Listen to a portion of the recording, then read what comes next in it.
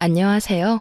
저는 지옥행 열차 티켓을 제 손으로 끊고 탈 뻔하다 그 입구에서 간신히 뒤돌아서 나온 30대 여자입니다. 아직도 그때 그 결혼을 했더라면 어떻게 됐을까 하고 상상하곤 하는데 그때마다 치가 다 떨릴 정도로 몸서리가 다 처집니다. 몸서리가 다 처질 만큼 치가 떨렸던 저의 파혼 과정 한번 들어보실래요? 저와 남자친구는 3년을 연애한 사이였어요. 남자친구는 34살, 전 29살. 결혼을 생각해야 하는 나이였던 것도 맞지만 남자친구와 결혼 결정을 하게 된 것은 오직 나이만은 아니었죠. 3년이란 시간 동안 제가 봤던 남자친구는 다정했고 밝았으며 한결같았어요. 훗날 이런 남자가 내 아이의 아빠가 된다면 더없이 좋겠다는 생각을 하는 순간들이 많았고 그런 생각들이 짙어질수록 결혼이라는 단어가 낯설지 않게 느껴졌습니다. 그런 저의 생각들이 얼마나 잘못된 생각이고 크나큰 착각인지 알게 된 것은 그리 멀지 않은 어느 날이었죠. 저와 남자친구는 결혼 약속과 함께 식을 올릴 시기까지 생각하고 있었어요. 하지만 결혼 이야기가 오갈 당시 예비 시부가 오랜 지병으로 인해 돌아가시는 바람에 결혼은 자연스럽게 1년이 미뤄지게 되었어요. 그렇게 시간이 흐르고 다시 결혼 이야기가 나오고 있었고 미뤄진 만큼 저흰 서두르기로 했죠. 남자친구는 외동이었는데 예비 시모는 장례식장에서 잠시 인사만 나눠봤을 뿐 제대로 만나 인사를 나눈 적이 없었어요. 상견례를 하기 전 한번 뵙기는 해야 한다는 생각은 가지고 있었는데 그 기회는 생각보다 빨리 찾아왔습니다. 본격적인 결혼 이야기가 오가면서 진지하게 현실적인 부분에 대해 이야기를 나눴어요. 그간 두루뭉술하게 이야기를 나눈 적은 있었지만 이토록 하나부터 열까지 각 잡고 이야기를 나눠본 것은 처음이라 묘한 긴장감이 다 들더군요. 그렇게 시작된 이야기는 가장 중요한 집부터 시작됐어요. 자기랑 나랑 가진 돈으로 집은 어느 정도 해결되지 않을까? 물론 대출은 조금 껴야겠지만 이 정도 대출은 둘이 갚으면 금방일 것 같은데 어때? 괜찮긴 한데 사실은 우리 엄마가 신혼집으로 미리 마련한 집이 있다고 하시더라고. 자기만 괜찮다면 거기는 어때? 아, 정말? 집을 사서 오라는 것도 아니고 사두신 집이 있다는데 뭘 물어. 그냥 감사합니다 하고 들어가서 살면 되지. 그러면 내가 가정가구 마련하면 되지? 남는 돈은 어머니 드리든가 하자. 그러면 일단 집부터 좀 봐야겠네. 분위기도 좀 봐야 하고. 수리할 곳이나 인테리어 필요한 곳 있으면 미리미리 해야 하니까. 아무래도 그렇겠지. 그러면 내가 엄마한테 정확한 위치 물어볼게. 사실 나도 자세히 못 들어서 정확한 위치는 몰라서 말이야. 응. 그러면 저녁에 연락해줘. 그렇게 저흰 집은 미뤄두고 다른 이야기를 나누며 의견을 조율해갔고 생각보다 그 과정은 순조로웠어요. 결혼이 미뤄진 1년 동안 알게 모르게 나눴던 이야기들이 있어서도 그랬고 웬만한 부분은 모두 저에게 맞춰주려 남자친구가 노력한 덕분도 있었죠. 만족스러운 대화를 끝내고 집으로 돌아와 있으니 남자친구에게 연락이 왔고 돌아오는 주말에 예비 시모와 함께 집을 보러 가자더군요. 그렇게 약속된 주말이 왔고 만나기로 한 카페로 갔더니 오기로 한 남자친구는 보이지 않고 남자친구와 똑 닮은 예비 시모만 절 기다리고 있더군요. 어찌나 닮았는지 한 번도 본 적이 없던 예비 시모를 한눈에 알아봤고 예비 시모 역시 저를 사진으로 많이 봤던 터라 저를 보며 미소를 지어 보이더군요. 그렇게 저흰 헤매는 일 없이 서로를 마주하게 되었고 남자친구도 없이 예비 시모와 본격적인 인사를 나누게 되었어요. 그때 장례식장에서 보고 긴가민가 했는데 만나서 반갑네. 사진보다 실물이 훨씬 예쁘구나. 아니에요. 어머님이야말로 너무 아름다우신걸요? 어쩌면 이렇게 동안이세요? 저 깜짝 놀랐어요. 고마워. 아, 우리 아들은 회사에서 갑자기 연락이 와서 급히 나가더라고. 워낙 정신없이 나가길래 내가 너 만나면 이야기 전해줄 테니 여긴 신경 쓰지 말고 우선 급한 일이나 처리하라고 했어. 그러니 연락 안 줬다고 섭섭해하지 말고. 아, 그럼요. 그럴 수도 있죠. 이렇게 칭찬으로 말문에 포문을 연 저희는 분위기를 좋게 이어나가려고 했지만 이따금씩 찾아오는 정막은 어쩔 수 없더군요.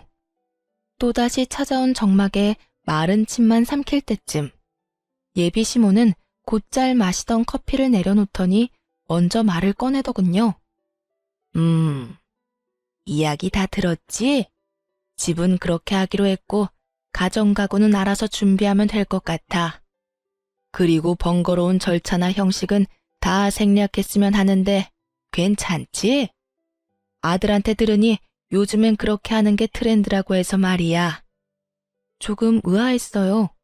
다 생략하는 게 좋겠다고 생각은 했지만 남자친구의 말론 아무래도 자신이 외동이라 엄마가 제대로 격식 차리고 싶어 할 수도 있다는 이야기를 들었던지라 그렇게 하는 것도 나쁘진 않겠다고 생각했거든요. 그런데 그런 예비 시모의 입에서 생략하자는 말이 나오니 의아할 수밖에요. 제가 의아함을 감추지 못하고 있으니 시모는 오해를 했는지 이런 말까지 하기 시작했어요. 아, 혹시 혼수가 부담스러우면 정말 최소한으로 꼭 필요한 것만 채워 넣어도 되니 너무 부담 가지지 마라. 살면서 필요한 게 있다 싶으면 내가 채워줄 테니. 아니에요. 저도 그간 모은 돈이 있어서 그 정도는 충분히 할 수 있어요. 마음만으로도 감사해요. 전 손사래까지 치며 아니라고 했고 예비 시모는 그런 저를 보며 인자한 미소를 보였어요. 그 후로도 많은 대화를 나눴고 전 생각보다는 예비 시모가 괜찮은 분 같다는 생각을 하며 신혼집으로 향하게 되었죠. 그런데 신혼집에 가까워지면 질수록 참 이상하더군요. 분명 남자친구와 제가 살게 될 신혼집으로 간다고 들었는데 예비 시모의 차는 남자친구의 집을 향해 달리고 있었으니까요. 이윽고 예비 시모의 차가 멈춰선 곳은 다름 아닌 익숙한 아파트의 지하 주차장이었어요. 제가 매번 남자친구를 기다렸던 아파트 입구였죠. 3,000세대가 넘는 아파트였는데 심지어 그 집과 같은 동에 살게 된다는 걸 깨달았을 땐 이게 무슨 상황인가 싶더군요. 일단 전 아무 말도 하지 않고 엘리베이터에 몸을 실었고 엘리베이터가 같은 층에 멈춰섰을 땐 당혹스러움을 감출 길이 없었습니다.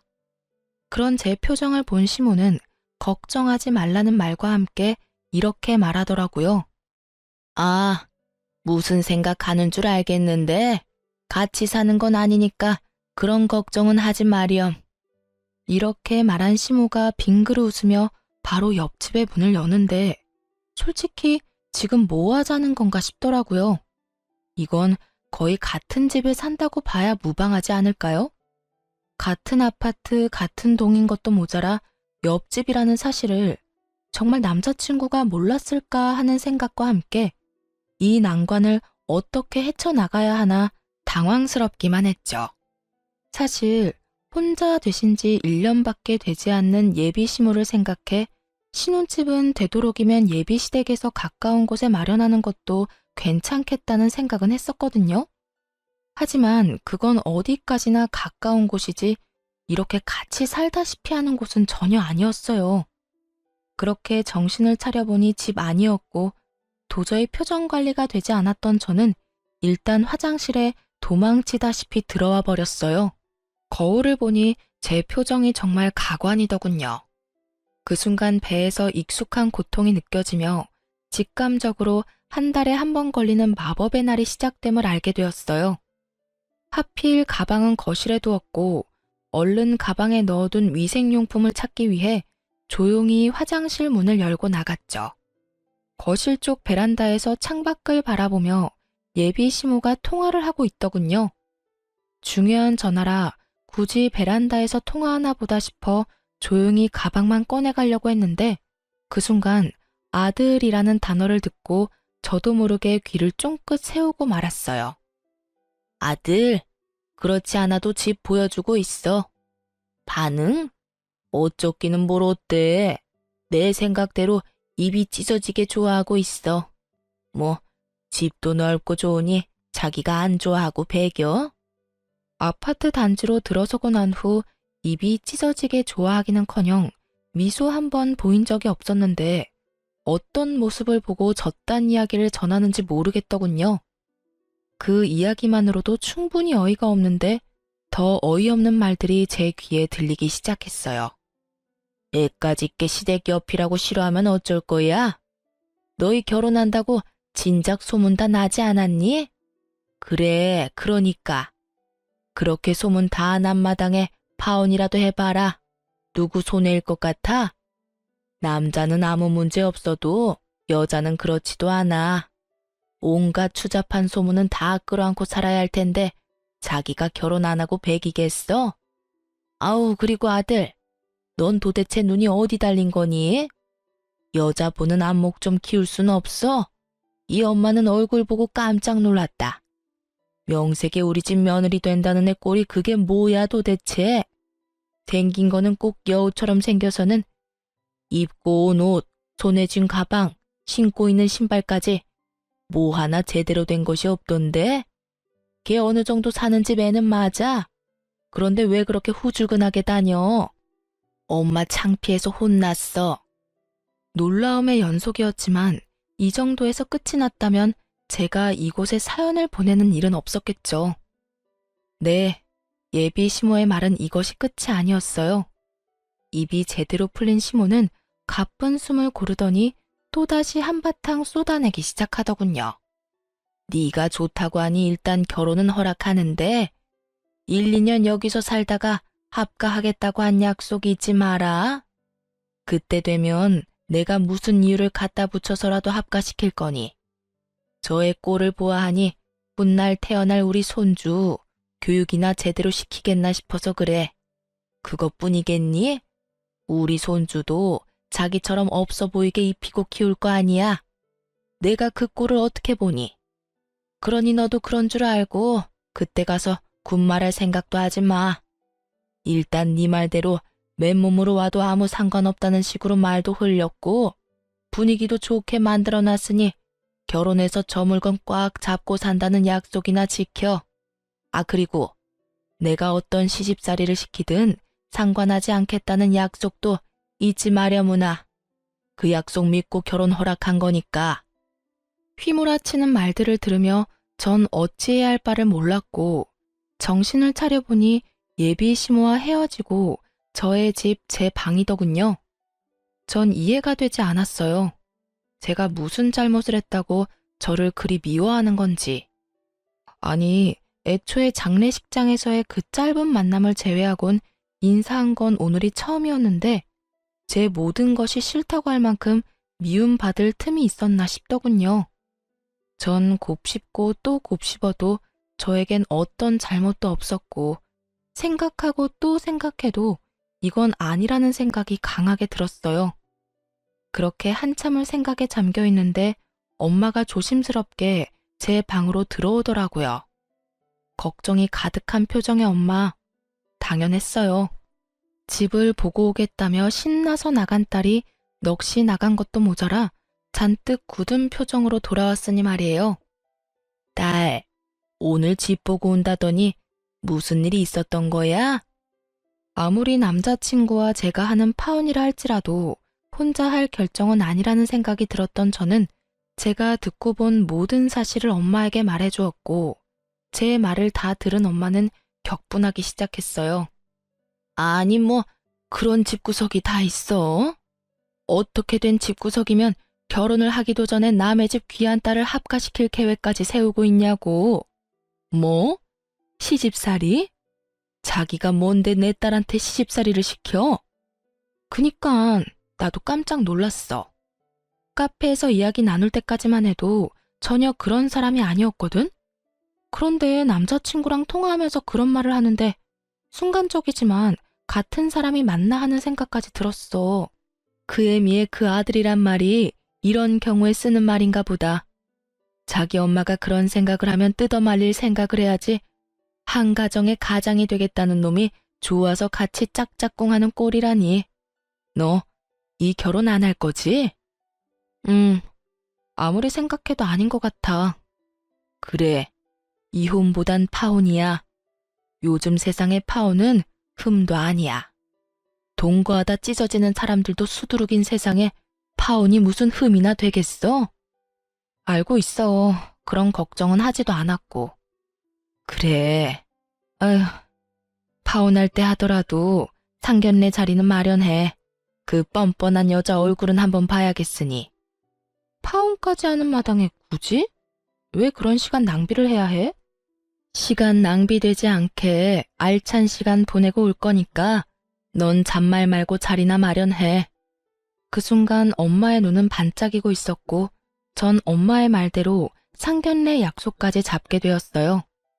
상견례 날이 다가오고 모든 사실을 전해들은 아빠가 역정을 내며 그 집구석 박살을 내버리겠다고 한바탕 난리가 났더랬죠. 딸바보 아빠가 제 앞에서 그렇게 화낸 걸 본 적이 없었는데 엄마의 눈빛에 다시 순한 양이 되어선 엄마와 저만 상견례 자리로 향하게 되었죠.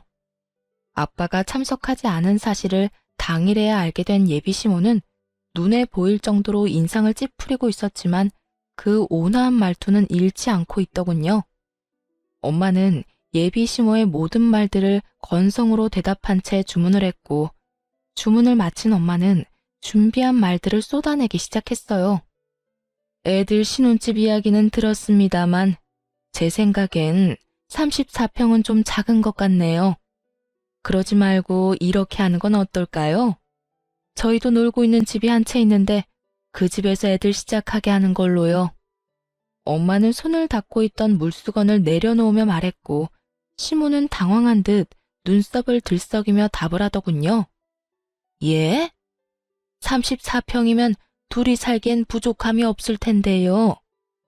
아니 평수는 떠나서 위치도 좋고 집값도 꽤 나가는 곳이라 미리 받아두면 애들 앞으로 사는데도 도움이 될 겁니다. 그러니 집은 원래 계획대로 하는 게 좋을 것 같네요. 그런 거라면 걱정하지 않으셔도 되는 게 저희가 가지고 있는 집도 가격은 만만치 않아서요. 위치가 어디쯤인가요? 아시죠? 땡땡동의 땡땡땡 아파트. 거기 50평대라 살기는 더 좋을 거예요. 위치가 더 좋은 건 물론이고요. 이 정도는 돼야 애들 앞날에 도움 정도는 되지 않을까요? 누가 봐도 제 말이 맞을 텐데요. 엄마는 작정을 한 듯 눈 한 번 피하지 않고 예비 시모의 말에 대응하고 나섰고 예비 시모는 이런 상황은 전혀 예상하지 못한 듯 차가운 물만 마시고 있더군요. 어느 아파트인지 들은 남자친구가 적잖게 당황한 듯 말까지 더듬기 시작했죠. 거기 혹시 미연이가 지금 사는 곳 아니에요? 왜 아니야? 맞아. 내가 말한 노는 집이 사실은 우리 집 위층이야. 층간소음 때문에 고생 꽤 했었는데 윗집 이사 간다는 소식 듣고 그냥 사버렸거든.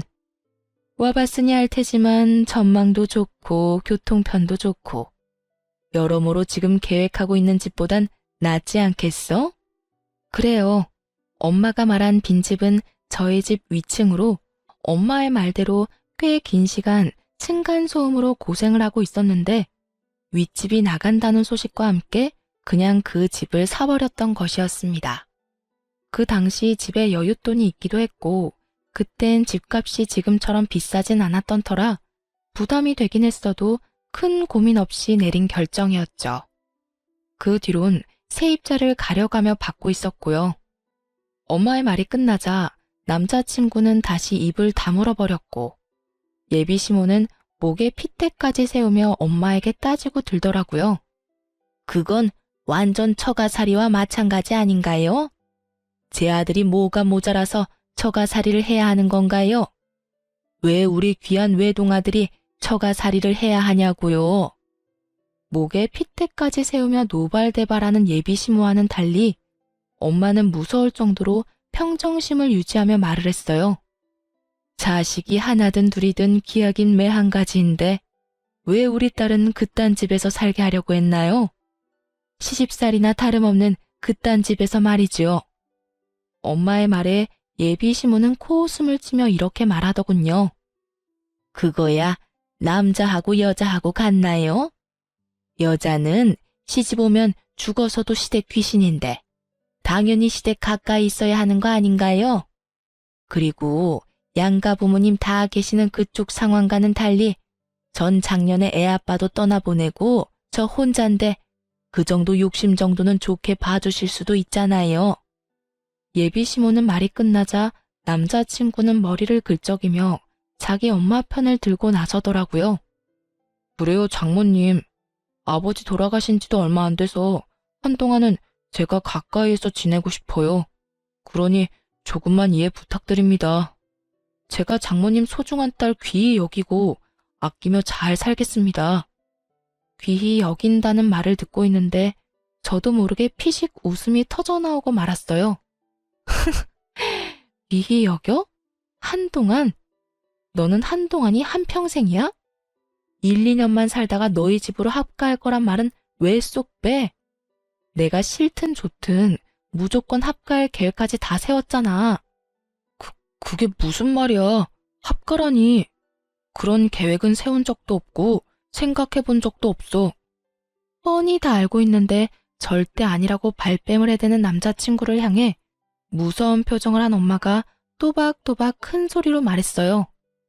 절대 아니라고 하니 우리가 말하는 집에 들어와서 살아도 상관없지.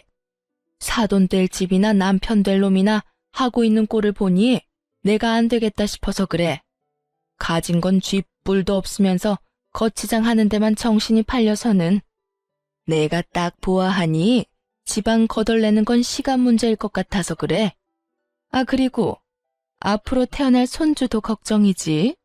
그딴 집에서 애 교육이나 똑바로 하겠어? 아무래도 걱정되어서 내가 옆에다 끼고 키워야지 원. 둘은 익숙한 말을 그대로 돌려받은 후에야 비로소 그때 제가 듣고 있었단 걸 눈치챘더라고요. 남자친구는 안절부절 못하고 제 눈치를 살피는 반면 시모는 붉어진 얼굴로 저를 쏘아보며 묻더군요. 다 들었던 거니? 네, 공교롭게도 다 들어버렸네요. 시집살이를 호되게 시킨다는 말까지 다 들어버렸는데 어쩌죠? 전 추호도 그 호되다는 시집살이를 당해줄 생각 따위는 없어서요. 이 음흉한 년, 어디서 보고 배운 것 없이 남의 통 하나 엿들어? 하여튼 이래서 가정교육이 중요하다니까. 예비 시모는 욕설까지 섞으며 저에게 화를 내기 시작했고 그런 모습을 그냥 두고 보고만 있을 저희 엄마가 아니었습니다. 생긴 대로 논다더니 천박하게 생겨서는 말하는 꼴도 생긴 그대로네. 어디서 년자를 입에 올려? 뭐? 천박? 너 말 다 했어? 난 더는 당신 같은 천박한 사람이랑 말 섞고 싶지 않은데 어쩌지? 너 이제 어떻게 할 거야? 내 딸이랑 결혼할 거야 말 거야? 엄마는 궁시렁대고 있는 예비 시모를 무시한 채 남자친구에게 물었고 우물쭈물 눈치만 살피던 남자친구는 고개를 푹 숙인 채 이렇게 말하더군요. 장모님 뜻에 따르겠습니다. 예상치 못한 답변에 예비 시모와 저는 놀라 남자친구를 바라보고 있는데 엄마는 이런 답을 예상했다는 듯 피식하고 웃어버리시더라고요. 놀란 것도 잠시 예비 시모는 남자친구를 붙잡고 닥달하기 시작했고 남자친구는 여전히 고개조차 들지 못하고 있었어요. 네가 어떻게 그런 결정을 내릴 수가 있어? 네가 어떻게 나한테 이럴 수가 있냐고? 그러면 어떻게 해? 엄마한테 미안하지만 나 미연이 정말 많이 사랑한다는 말이야. 이 결혼 꼭 하고 싶어. 그러니까 엄마가 이해 좀 해줘. 미안해. 상황은 흥미롭게 흘러갔고 엄마는 여전히 얼굴에 미소를 띠며 저에게 결정권을 넘겨주더군요.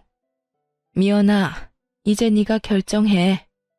네 남자친구는 자기 엄마를 등지는 한이 있어도 너랑 결혼은 하겠다는데 넌 어떻게 하고 싶어? 그제야 엄마의 알찬 시간을 보내게 해주겠다는 말이 이해가 되며 제 얼굴에도 미소가 걸리더군요. 전 엄마와 마찬가지로 얼굴에 미소를 띠며 주저없이 대답했어요. 파혼하고 싶어. 난 저 인간이랑 결혼할 생각 전혀 없어. 내가 미쳤어? 지옥길이 분명한데. 알면서도 발을 담그게? 진심이었습니다. 그 당시 두 얼굴을 가진 예비 시모도 싫었지만 사실 제일 괘씸한 건 남자친구였거든요.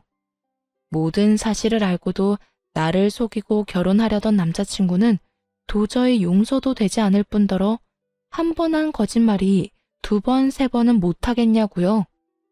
시집살이 시키려는 시모와 온갖 거짓말로 엄마 편만 들여는 남편의 모습이 뻔히 그려지는데 제 앞날을 알고도 파혼을 선택하지 않을 이유는 없더라고요. 자기야, 파혼이라니. 우리 3년이나 만났어. 그런데 이제 와서 이런 일로 무슨 파혼이야? 내가 자기 뜻대로 다 한다니까. 그러니까 제발 마음 한 번만 돌려줘. 야, 돌리긴 뭘 돌려? 이딴 년 나도 싫다. 감히 어디서 네가 뭔데 내 아들한테 파혼을 운운해? 내가 뭐긴 뭐예요? 이 파혼의 당사자죠. 그러니까 아줌마보단 내가 파혼을 입에 올리는 게 좀 더 당연한 일이 아닐까요? 그리고 아줌마, 나도 싫어요. 나도 아줌마같이 몰상식한 사람이 내 시어머님이 되는 거 죽기보다 끔찍하다고요. 뭐? 아줌마? 끔찍해? 너 지금 말 다 했니? 다 하진 않았는데 그만하려고요. 더 해봤자 뭐하나 싶고 더 해봤자 내 입만 아픈 일 아니겠어요? 인연이? 이윽고 흥분이 최고조에 다다른 예비시모는 제 얼굴에 물을 부어버리더군요. 차가운 물이 제 얼굴을 적시고 물이 한 방울씩 뚝뚝 떨어지던 그때 이때껏 단 한 번의 흥분도 하지 않고 평정심을 유지하던 엄마가 그 자리에서 벌떡 일어나 똑같이 물을 끼얹으며 소리를 질렀어요. 이 미친 여자가 기어코 내 딸한테? 이 여자가 어딜 감히? 너 미쳤어? 미친 건 너지.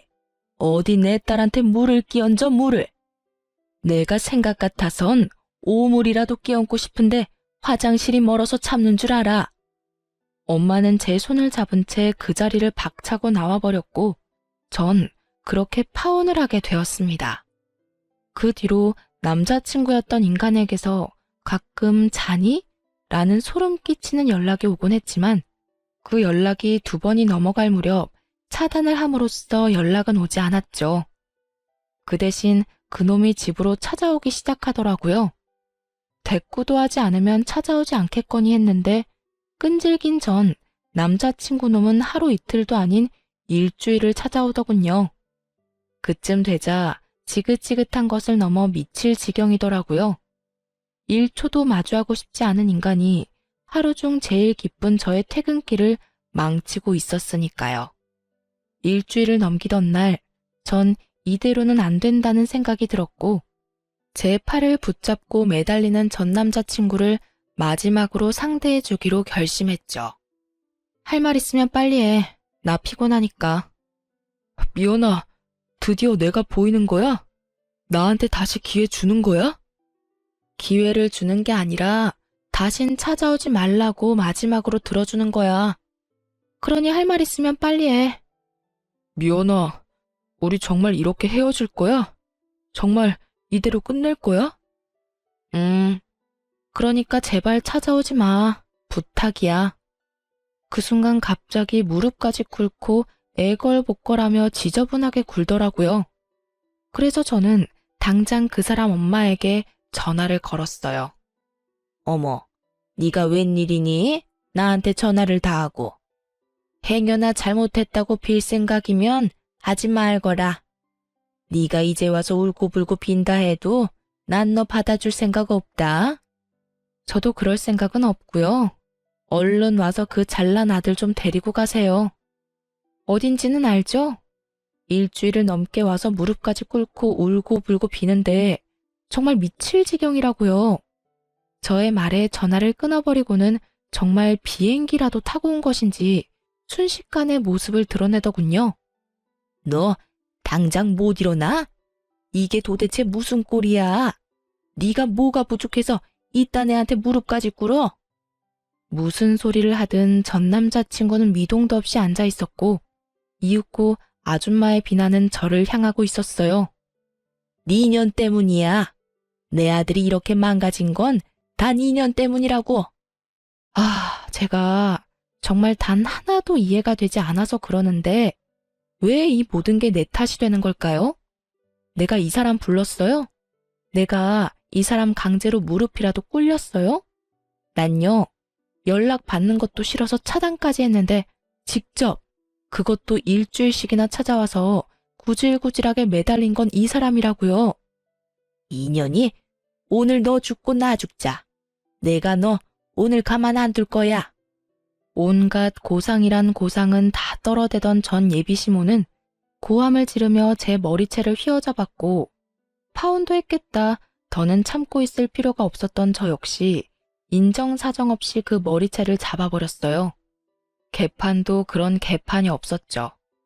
딸뻘 되는 제 머리채를 잡은 아줌마나 엄마뻘 되는 아줌마의 머리채를 잡은 저나 남들이 보기엔 독인 개긴인 상황이었습니다. 몸으로 번져버린 저희의 싸움에 전 남자친구가 일어나 말려봤지만 흥분한 두 여자를 뜯어내기엔 역부족이었고 계속된 싸움에 결국 집에 있던 엄마까지 뛰어나오게 되었어요. 엄마의 목소리가 들리자 저는 그 아줌마의 손을 확 꺾어버리며 바닥으로 밀쳐버렸어요. 그 순간 엄마가 고이 들고 온 양동이를 두 사람에게 붓고는 이렇게 말했어요. 내가 경고했지?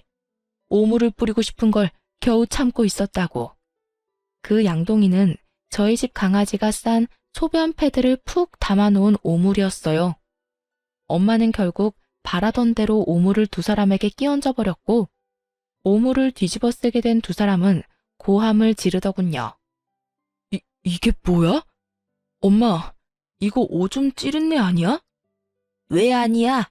이 여자가 진짜 미쳤나? 왜 사람한테 오줌물을 뿌려? 두 사람의 표정과는 상반되게 엄마는 승리에 취한 표정을 짓고 있었고 제 손을 꽉 잡으며 이렇게 말하더군요. 그러게, 왜 찾아와서 이 난리야? 내 딸이 싫다는 말 못 들었어? 내 딸이 우스워? 네 딸이 얼마나 질질 흘리고 다녔으면 내 아들이 이랬겠어. 앞으로 딸 관리 좀 잘하란 말이야. 이런 일 없게. 이 무슨 억지스러운 말인지 모르겠더군요. 투명인간 취급을 해도 찾아와서 귀찮게 군 인간이 누군데 저딴 말을 짓거리는 건지. 입으로 나온다고 해서 다 말이 아니란 걸 그날 처음 알았지 뭐예요? 더불어 사람 입에서도 개소리를 할 수 있다는 사실도요. 엄마는 코웃음을 치며 말했습니다. 까고 있네 정말. 내가 웬만하면 상스러운 말 쓰기 싫어서 참고 또 참았는데 너 같은 건 욕 없인 대화가 안 되겠네. 야, 이 미친년아, 정신 차려. 내 딸이 흘린 게 아니라 네 아들이 내 딸 못 잊어서 미쳐 날뛰는 거야. 알겠어? 그러니까 네 아들 다리 몽둥이를 꺾어버리든 누나를 뽑아버리든 그건 알아서 하고 불구를 만들어서라도 우리 눈앞에 보이지 않게 해. 다시 한번 내 딸 앞에 얼씬거리는 날엔 경찰에 신고할 테니 그런 줄 알아. 엄마는 욕이라곤 모르는 사람인 줄 알았는데 생각보다 엄마의 욕은 화려했고 경고는 강했어요. 그 이후 그 인간들의 소식은 들을 수도 없었으니까요. 그렇게 5년이란 시간이 흘렀어요. 그동안 저는 좋은 사람을 만나 결혼도 하고 이제 300일이 되어가는 딸을 키우며 그 누구보다 행복하게 살아가고 있었어요. 그런데 얼마 전 딸이 감기에 걸려 동네 인기 있는 소아과에 딸과 함께 방문하게 되었어요. 진료를 기다리며 딸을 보고 있는데 소아과 문이 열리더니 익숙한 두 사람이 들어오더군요. 네, 맞습니다. 익숙한 두 사람은 5년 전 시모가 될 뻔했던 여자와 남편이 될 뻔했던 남자였어요. 두 사람은 100일이 갓 넘어 보이는 아기와 함께였는데 표정이 좋아 보이진 않더라고요. 사실 지금의 남편과 결혼할 때 딱 한 가지 고민이 있었어요. 그 사람이 신혼집으로 본인이 살던 집에서 시작하자고 말했는데 하필이면 예전 제 시댁이 될 뻔했던 집과 정말 가까웠거든요. 하지만 설마 마주칠까 하는 마음이 있기도 했고 마주친다 한들 이미 끝난 사이인데 무슨 상관이냐 싶어 고민 끝에 그냥 살기로 한 것이었는데 다른 곳도 아닌 소아과에서 마주칠 줄은 꿈에도 몰랐던 거죠. 두 사람은 저를 발견하지 못한 듯 서로에게 언성을 높이며 대화를 하고 있더라고요. 이게 뭐야? 일도 제대로 못하고. 이게 다 엄마 때문이야. 이게 왜 또 내 탓이야? 엄마 말처럼 멍청한 애 찾아서 결혼했으면 잘해주기라도 했어야지. 설득하는 것도 아니고 강제로. 그것도 애 낳자마자 합가라니 나 같아도 싫겠다고. 거기에다 출산한다고 몸도 성치 않는 사람 그렇게 쥐잡듯이 잡으니 걔가 안 도망가고 버텨? 나라고 그럴 줄 알았겠니? 애도 낳았겠다. 애 위해서라도 참고 살 줄 알았더니 그리고 말은 바로 해라. 멍청하기는. 멍청한 애가 이혼할 때 위자료를 그렇게나 뜯어간다니? 애도 딱 주고 가는 거 봐. 보통 내기가 아니라고. 넌 어떻게 그딴 애를 데리고 와서는 아휴, 너 때문에 이 나이에 이게 무슨 고생이야? 누구 탓을 하는 거야 지금? 좋은 베이비시터 구하면 뭐하냐고. 들어오는 족족 엄마가 구박을 그리 해대는데 누가 버텨? 이제 소문 쫙 나서 웬만큼 돈 올려준다고 해도 안 온다고 하더라. 어떻게 할 거야? 이야기를 들어보니 어디서 머릿속이 새하얀 여자를 낳까 결혼도 하고 아기까지 낳았지만 아기를 출산함과 동시에 애까지 낳았는데 자기가 어쩌겠냐는 무지한 생각을 했던 아줌마가 예전 저에게 하려고 한 것처럼 합가를 반강제로 밀어붙인 거였죠. 산후조리도 제대로 하지 않은 여자에게 모진 시집살이를 시켰고 그걸 견디지 못한 여자는 자식이고 뭐고 이혼 소송으로 위자료만 잔뜩 챙겨갔다더군요. 오죽했으면 자기 배 아파서 낳은 생떼 같은 자식을 버리고 도망갔을까 하는 생각도 들더라고요. 제가 보기엔 누구 하나 잘난 사람이 없는데 뭘 그리 따지는 것인지 이해가 되지 않기도 했고요. 병원 안에서 조용히 대화를 엿듣는 다른 엄마들도 같은 생각인지 저마다 곱지 않은 눈초리로 두 사람을 훑고 있더라고요. 그렇게 주변의 시선 따윈 신경 쓰지 않고 열심히 열을 올리며 서로의 탓으로 돌리던 순간 전 남자친구의 눈과 딱 마주쳐버렸고 피하기엔 늦은 상황이 되어버렸습니다. 꼴에 결혼은 했나 보네. 쟤 하고 있는 꼴을 봐라. 너 그때 엄마 버리고 쟤하고 결혼해서 봐라. 네가 지금 어떤 꼴로 살고 있을지 안 봐도 뻔해. 예전엔 저 정도는 아니었는데 좀 그렇긴 하네. 그땐 네 눈에 콩깍지가 씌었었고 거봐, 엄마 말 듣기 잘했지? 꼴값이지도 않더라고요.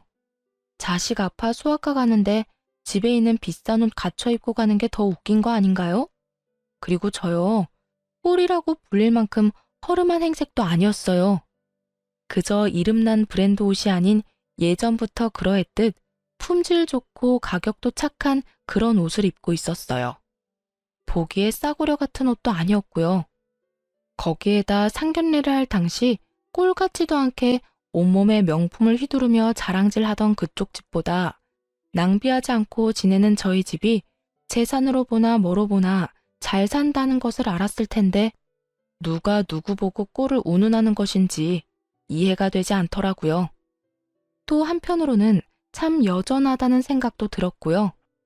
아무것도 묻지도 따지지도 않고 저를 미워하던 늙은 여자나 그런 엄마도 부모라고 좋다고 쿵짝 맞춰주던 저놈이나 말이에요.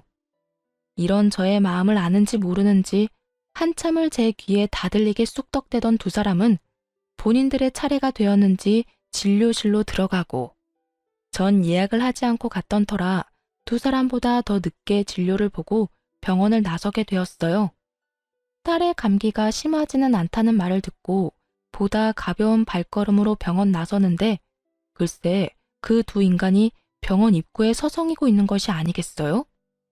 제가 진료를 보기 한참 전에 진료를 다 보고 나가는 것을 봤는데 이때껏 그 앞을 서성이고 있다니.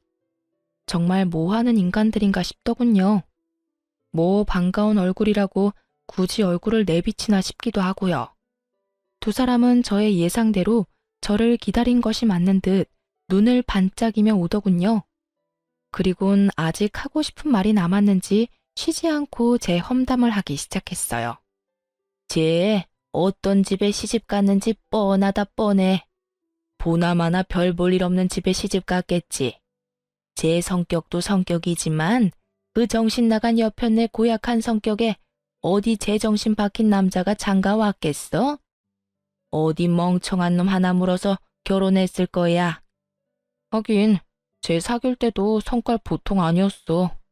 그나저나 같은 남자로서 제 남편 불쌍하네. 어쩌다 저런 애랑 결혼해서 애까지 낳았으니 이제 끝이지 뭐. 한평생 마누라 눈치도 모자라서 처가 눈치나 보고 살겠네. 넌 그런 애랑 결혼한다고 그 난리를 부린 거니? 엄마까지 버린다고 하면서? 에이 엄마, 그래서 결국 안 하고 엄마 곁으로 왔잖아. 지난 일은 묻어두자고요. 어찌되었든 내 옆에 제가 없다는 것만 기억하자고. 그래. 그때 파혼한 게 정말 천만다행이야. 정말 웃기지 않나요?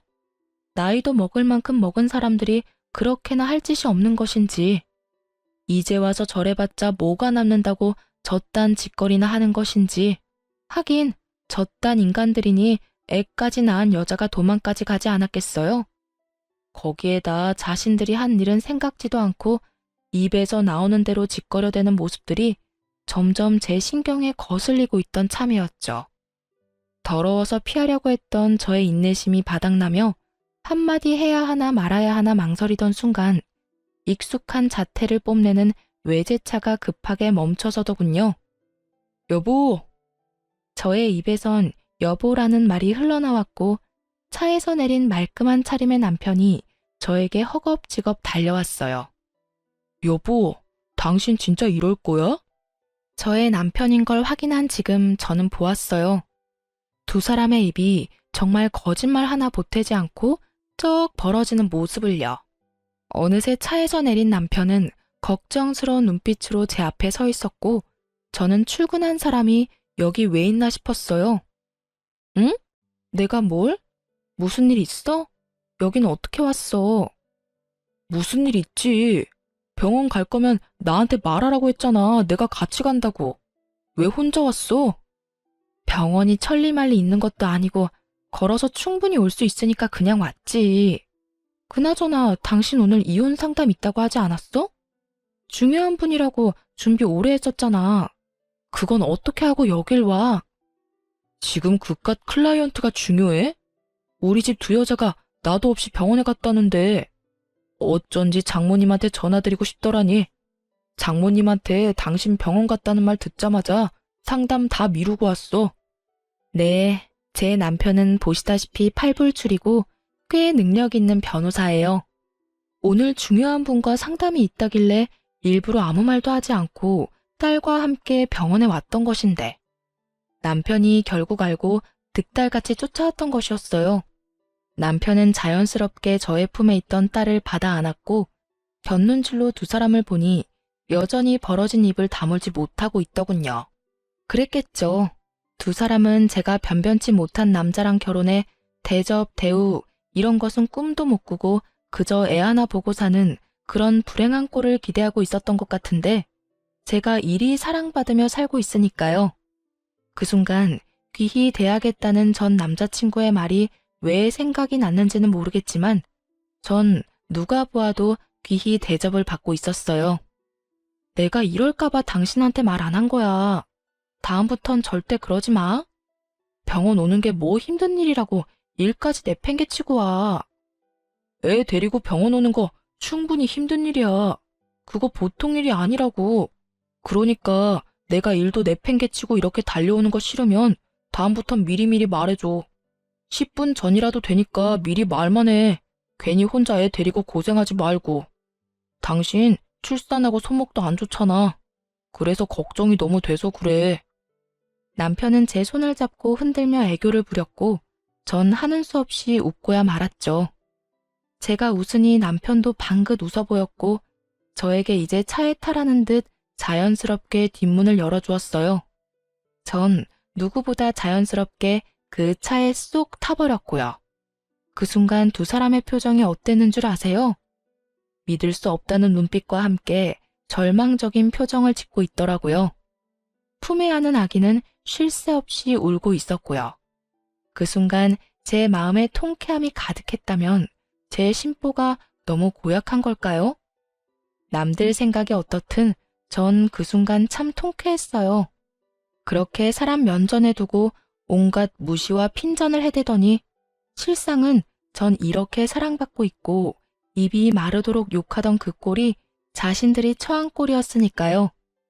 그렇게 차에 탄 제가 통쾌함에 미소 짓고 있는데 남편이 차에 타려고 문을 열며 이렇게 외치더라고요. 안 되겠어. 우리 당장 차 한 대 더 사자. 당신 타고 다닐 차 있어야겠어. 아니면 이 차 줄까? 이 차 탈래? 이렇게 저의 팔불출 남편은 자신도 모르는 사이에 저의 복수의 마침표를 찍어주었어요. 전 이런 팔불출 남편과 아주 행복하게 잘 살고 있습니다. 남편은 앞서 말했듯이 저에게 다정하고 혹여나 제 손에 가시라도 박히는 날엔 저보다 더 아파해주는 그런 남자예요. 이런 남편이 무엇보다 좋았던 것이 있었는데요. 그건 바로 부모님을 존경한다는 것이었어요.